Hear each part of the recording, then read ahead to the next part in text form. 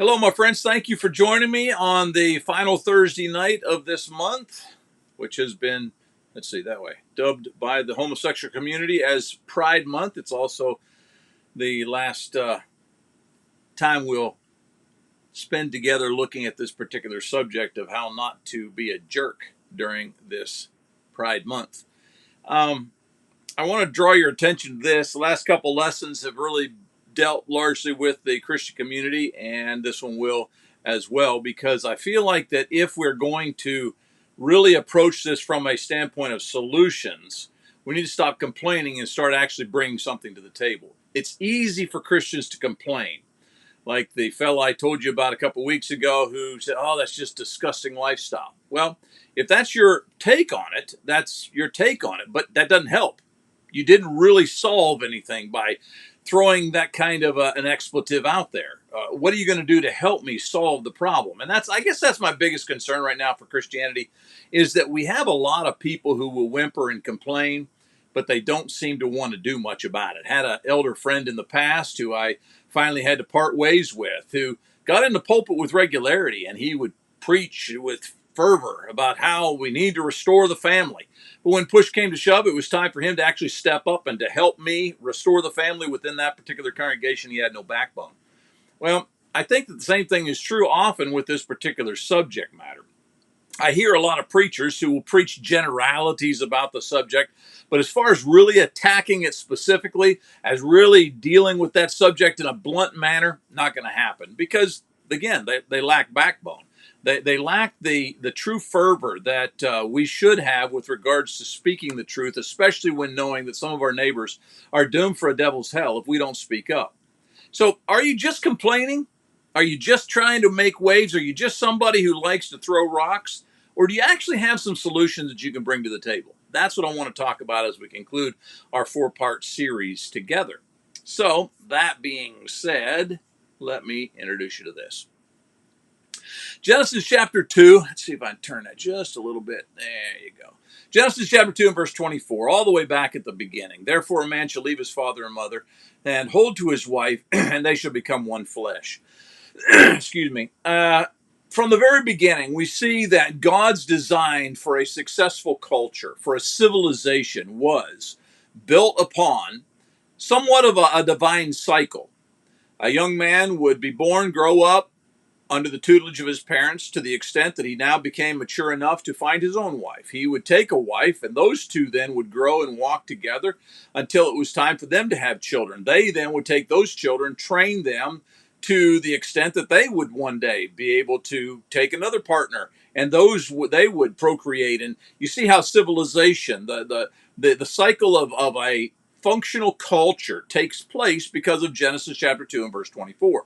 You also see how the homosexuality stands exactly opposite of that. There is nothing about homosexuality that will allow our culture to continue or to survive. And because of that, as we've said in previous lessons, I think that it has to be exposed as being a faulty lifestyle. However, we need to also recognize that homosexuality is really Satan's dupe for humanity. It's not new to us or our culture, but homosexuality is Satan's empty substitute for that which is real. Satan is really good about doing this, to provide things that are sugar-coated and they give you an instant gratification, but really and truly, once you get into the middle of it, it's not good at all. Just this evening, as we were sitting at the supper table, my wife was telling me a very, very sad story about somebody who had taken their own life. And I was commenting to her about, this world is just a wicked place. This world is so bad that people are literally taking their own life to get out of here, to go to something else, to transition into something. And I'm finding that when you research, you really do some sincere, loving research with regards to the lifestyle of homosexuality, that many of those who are in that lifestyle are there because they've tried so many other things and been either rejected or got tired of it, whatever it may be, that they have moved now into this new experiment, if you will. Many of them, as I told you in the opening lesson, are like the lesbian who fell into my arms there in San Francisco, and she just sobbed. And she begged me to help her get out of a very destructive lifestyle. many of those who have seen the carrot that Satan is dangling in front of them have launched, and because of circumstances in their own context, maybe they don't have a good home life, or they struggle with the heterosexual relationships because there's no one who really will respond to their desires, and so they launch into something else. And when Satan presents that lollipop that is all sugar coated but has nothing but garbage in the middle, they only focus on the outer rim.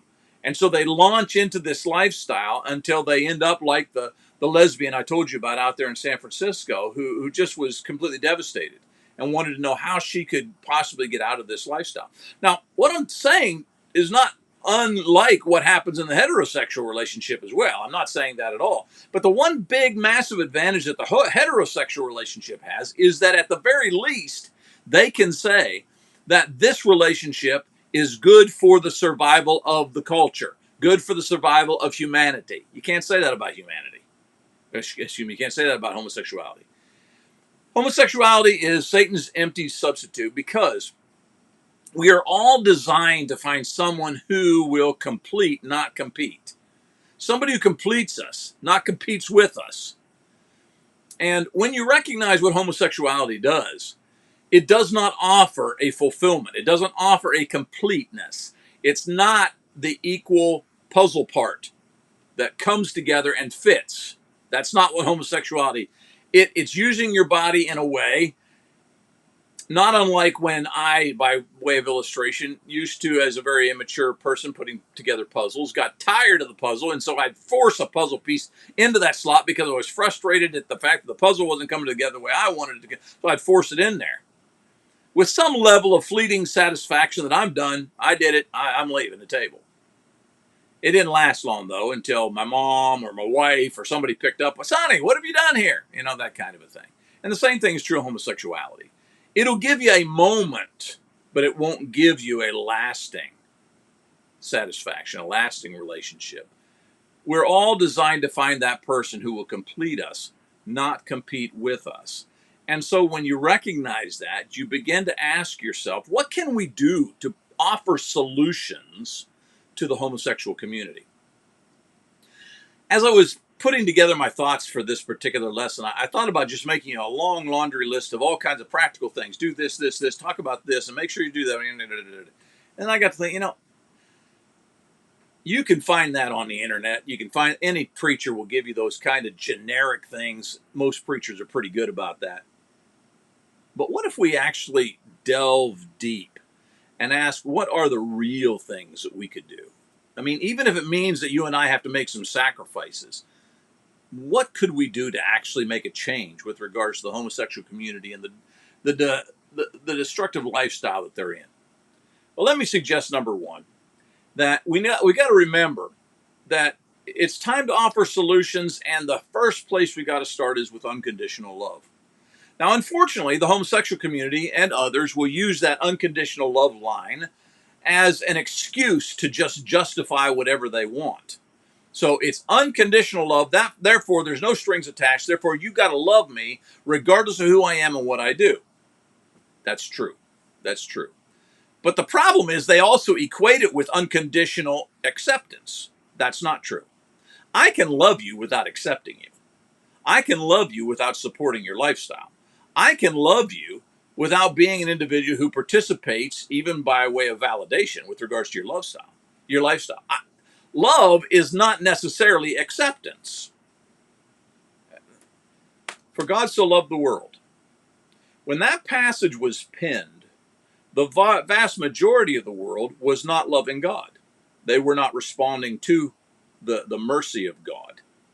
And so, for God so loved the world does not mean that God accepted the world, because most of the world was living in opposite values of His.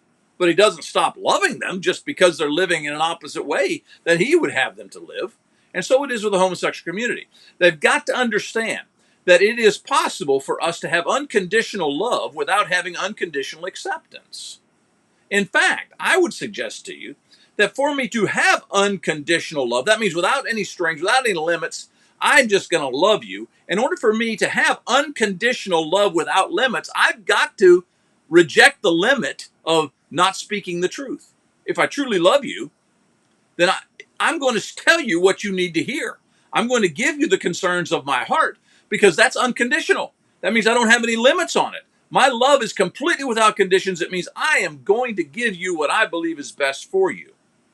And so the homosexual community and everybody else who wants to validate various things in their life by saying, don't judge me, or you don't love me if you condemn me with, they got to understand that unconditional love is not the same as being unconditionally accepted. We can't unconditionally accept you with regards to the lifestyle that you have. Just as I would not unconditionally accept a murderer, I would not unconditionally accept an adulterer, I would not unconditionally accept fill in the blank. But I can unconditionally love those people, and I do. So we got to see the difference between the two. Will you unconditionally love? Now let me challenge. I said we're going to offer some solutions here, so let me challenge you. To unconditionally love somebody without supporting their lifestyle means that there are going to be times that you're going to have to put up with certain conversations that make you uncomfortable because they're trying to work through some of their values. It means that you're going to have to go out of your way at times to allow them opportunity to have a safe zone in which they can express themselves as they verbalize and work through some of these difficulties they're having. As I said, I don't know, last time I think, and maybe the time before that, there's not a hint in all of Scripture that God has ever validated the homosexual lifestyle. Because of that, the homosexual lifestyle largely will not just rebel against God, but they have to stand against his values. And in so doing, they also stand against a lot of the values that have to do with civility. The idea of doing to others as you'd have them do unto you, that kind of thing is straight out of the Bible. And if you're dismissing the Bible, then it's okay for you to say that, hey, don't judge me. And yet, in the process, you're judging me for judging you. You see the hypocrisy there? And so, unconditional love demands that I'm going to go beyond that which is comfortable at times to give you what is actually needed in your life. And it also means that I'm going to be an individual who, when I explore this subject matter that's difficult for you, I'm going to be patient with you. I'm going to allow you to express yourself. I'm going to allow you to work through some things. But in the process, you got to understand that doesn't mean I'm accepting you. I'm just simply helping you have a safe space in which you can work through some of these things. And to differentiate between the two is very, very important. Just because I allow us to have a dialogue, allow us to have a conversation, just because I have been very hard on some Christians who have been jerks this month, doesn't mean that I accept homosexuality.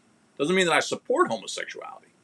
It just simply means that I'm trying to find a safe space in which we can have a dialogue and you can work through the problems that are coming your way because of the homosexual lifestyle.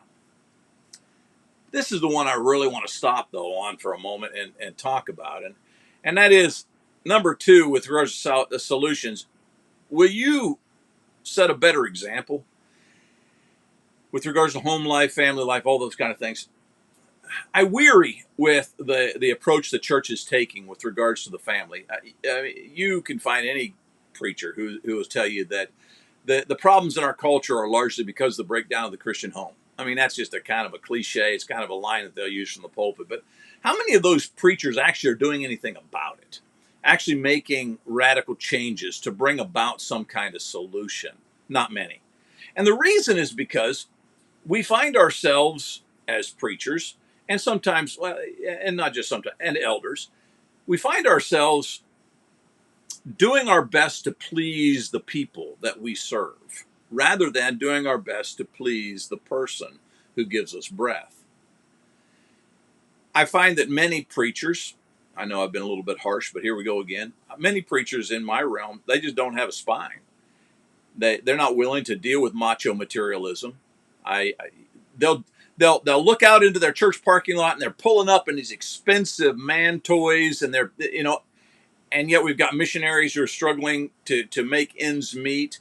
But the preacher's not going to bring up the fact that they got the man toy sitting in the parking lot. You know, the preacher, oh, because I can't make, yeah, I make any mention of that and they're going to fire me, and down the road I go. Or how about the anti-family feminists within our country? This may be the biggest one of all. One of my greatest discouragements in life is to see the number of older women who absolutely turned a complete blind eye to the command of Titus chapter 2, verses 3 through 5. Older women are to teach younger women how to be homemakers. But you know what most of our older women today are teaching younger women? How to leave the home and go out and have their own career. But preachers can't touch that. The moment they touch that and to get the women of the congregation all upset, what's going to happen? They're down the road. And so they treasure their salary, their position within that church. They treasure it more than they treasure the truth of God. How about substitute parenting? This is one that every elder, every preacher should be preaching on, and yet I rarely hear anyone bring it up. Substitute parenting. Giving your children shortly after birth into the hands of somebody else during daycare so that they will bring them up.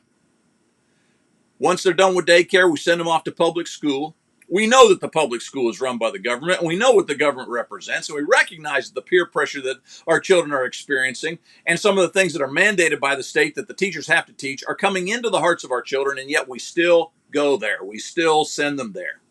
The vast majority of their waking hours during each school day is spent under the tutelage of the world, not their parents. Substitute parenting is gutting the American home and is gutting the church, and preachers and elders are not willing to deal with it. How about institutional spectator religion, where we expect the daddy to do one thing: get them there on Sunday mornings, put them in their pew, we'll take care of the rest. Plug them in and we'll entertain them. We'll take care of the religious spectatorship. Instead of really promoting home church, how many elders do you know that actually check in on young men to find out if they are actually having family devotionals at home or having home church? I mean, most of the elders I know would fight tooth and nail against home church because it would take away their authority, take away their influence, they think. But you can see how all of these things really undermine the home. And in undermining the home, guess what happens? People begin to disrespect the various functions within the home. Daddy is no longer daddy. Daddy and mama, they just kind of interchange their roles. And because there's no real distinction between the two roles, between a man and a woman within the home, who's the head of the house and who's not the head of the house, that kind of thing, because of that, you can see that the gender understanding is also becoming to be diluted in their thinking until eventually you get what we have, the insanity of our day to day with regards to transgenderism. How did that happen? It happened because daddies were not daddies and mamas were not mamas. Mamas wanted to look like daddies, and so they got them a job instead of staying at home and making sure that the home life was right. They started looking like daddies. And daddies wanted to look like mamas, and so they started doing various things that were feminine in nature. And in that process, they drew their children into a state of confusion. Either daddy by completely abandoning the home, or not staying within your role, being sissified, and allowing the wife to lead rather than you step up and you lead. 1 Corinthians chapter 11 is quite clear. God, Jesus, man, woman, by implication then child. That's the headship that is to be there. And yet many men are so feminized that they would rather give leadership to their wife than to step up and be the leader themselves. What happens when little Johnny and little Susie see that within their daddy? Or they see within their mama somebody who doesn't want to stay home but rather wants to go off and be like dad and have a job outside the home. What happens? They begin to recognize that gender is not that important. That's why we are where we are as far as the insanity of our culture is concerned. It's taken some time, but we've finally gotten there. We've got the Bruce Jenners who have finally gotten the opportunity to express themselves because we have allowed the insanity of the world to take over. And so now we have an Olympic champion who once was a guy who now thinks he's a girl. It's just insane.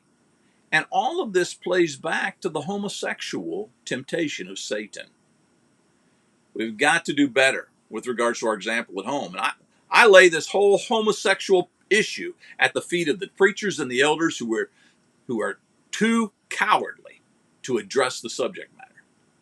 So, by way of solution, my question, would you do better? Instead of spending all your money taking the family on a Disney vacation, why don't you take them on a mission trip to a third world country? Imagine what would happen, the impact that would come to the heart of your children if instead of us investing so much money in this world, we invested it in the next. You see, that plays into the homosexual issue as well.